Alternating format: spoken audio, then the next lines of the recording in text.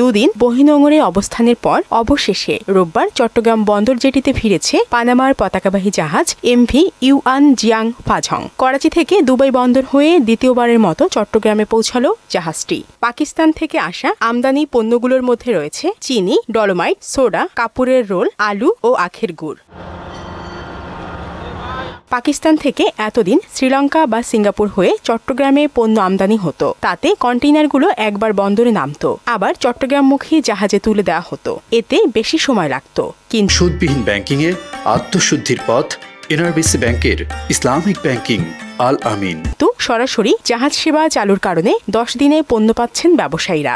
এতে করে সময় কম লাগার পাশাপাশি খরচ সাশ্রয় হচ্ছে। পাকিস্তানের ফ্লানেলগুলো প্রাইসের দিক থেকে খুব ভালো রেট পাওয়া যায়। কোয়ালিটিও পাকিস্তানি ফ্লানেলগুলোর কোয়ালিটি ভালো। যেই সমস্ত দেশের সাথে আমাদের সুন্দর স্বচ্ছভাবে ব্যবসা করার সুযোগ আছে, সেগুলিকে আমাদের দেশের ব্যবসায়ীরা সেই উদ্যোগগুলোকে ব্যবহার করা উচিত। অবশ্যই এটা আমাদের জন্য অনেক ভালো একটা দিক।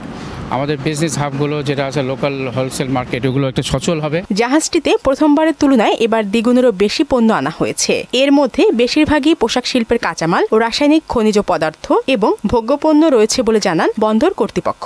825 টিউজ নিয়ে এই জাহাজটা আসছে। এখানে মূলত যেই কার্গোগুলো আছে তার মধ্যে বেশিরভাগই হচ্ছে soda ash, marble stone, potato, sugar, electronics, lubricant, এই জাতীয় পণ্য আছে। এতে অবৈধ কোনো পণ্য আসার সুযোগ নেই বলে জানান কাস্টমস কর্মকর্তারা। সিলেকশনের মধ্যে থাকে, সেগুলো আমরা এক্সামিন করি, তারপরে স্ক্যান হয়, নানান ধরনের মেজারমেন্ট আমাদের আছে, তারপরে পণ্যগুলি খালাস হয়। এর আগে একই জাহাজ 370টি কন্টেইনার নিয়ে গত 11 নভেম্বর চট্টগ্রাম বন্দর পৌঁছায়। শারমিন স্বর্ণা, মোহনা সংবাদ।